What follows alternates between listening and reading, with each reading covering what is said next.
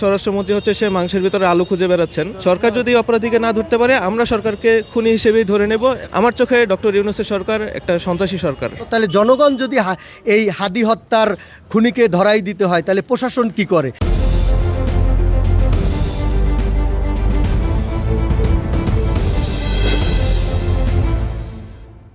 প্রশাসনের এই ব্যাপারটা আসলে আমরা বরাবরই খুবই হতাশ। হাদি ভাইকে যে অ্যাটাক করা হবে, বিভিন্ন অনুসন্ধানী সাংবাদিক 2-3 দিন আগে থেকে তারা ফেসবুকে প্রকাশ করেছে এবং একজন অবসরপ্রাপ্ত র্যাব কর্মকর্তা তার কাছে ইন্টেল আছে যে তার উপর অ্যাটাক হতে পারে।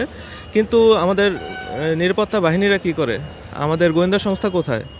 এবং তার উপর যে অ্যাটাকটা হওয়ার উপর আমি সেদিন কারণ বাজার থেকে উত্তরে এসেছি এবং আমার কাছে রাস্তাঘাটে সেই রকম কোনো নিরাপত্তার চাদর চোখে পড়েনি যে সরকার আসলে খুব একটা নড়ে চড়ে বসেছে এবং অপরাধীকে ধরার চেষ্টা করতেছে। এবং এই পর্যন্ত যতটুকু প্রমাণাদি ফেসবুকে বের হয়েছে এতটুকু আসলে মোর দ্যান এনাফ একটা সন্ত্রাসীকে ধরার জন্য। কিন্তু আজকে শুনতে পাচ্ছি যে সন্ত্রাসী নাকি ভারতের গুয়াহাটিতে চলে গেছে। তো এখানে আমাদের স্বরাষ্ট্রমন্ত্রী হচ্ছে সে মাংসের ভিতরে আলু খুঁজে বেড়াচ্ছেন এবং আমরা জানি না আসলে সরকারের আসলে কী প্ল্যান করতেছে। এবং সরকার যদি এই অপরাধীকে না ধরতে পারে, হাদি ভাইয়ের উপর আমাদের দায় আছে, বাংলাদেশের দায় আছে।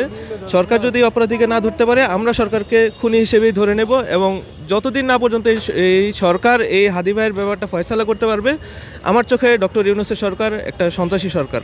এখন পর্যন্ত কাউকে গ্রেপ্তার করা সম্ভব হয়নি, যেটা আসলে আমাদের যে স্বরাষ্ট্র মন্ত্রণালয়ের কাঠামো সেটা যে ভঙ্গুর এবং জোরালো নয় সেটারই প্রকাশ করে। দিনাজপুর দুপুরে একজনকে গুলির করে চলে গেল, কেউ কিছু দেখতে পারলো না, করতে পারলো না। এর ক্ষেত্রে আমাদের হয় কি, যেটা হয় সেটা হলো গিয়ে মানুষ যারা সন্ত্রাসী তারা আরও শক্তি খুঁজে পায় তাদের অপকর্মের জন্য। আর আমাদের স্বরাষ্ট্র মন্ত্রণালয় যে খুব দুর্বল, ভঙ্গুর, মেধাহীন সেটা প্রকাশ করছে এর মাধ্যমে। আমি চাই হাদি ভাইকে আপনার পক্ষ থেকে, তার জন্য আমরা দোয়া কামনা করছি তিনি যেন দ্রুত সুস্থ হয়ে ওঠে। সুস্থতা কামনা করছি, দেশবাসীর পক্ষ থেকে আমি সুস্থতা কামনা করি এবং আসামি যাতে খুব তাড়াতাড়ি ধরা পড়ে সেটা কামনা করি। মোনালিসা হেভি ফ্লো 15 পিস প্যাকেটের সাথে 8 পিসের একটি প্যাকেট একদম ফ্রি।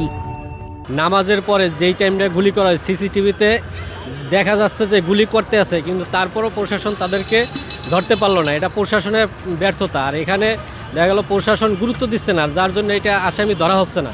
কারণ গুরুত্ব দিলে যেখানে ছবি দেখা যাচ্ছে, কিভাবে যাচ্ছে, মোটরসাইকেল দেখা যাচ্ছে, তাহলে কিভাবে সে এড়াই থাকতে পারে?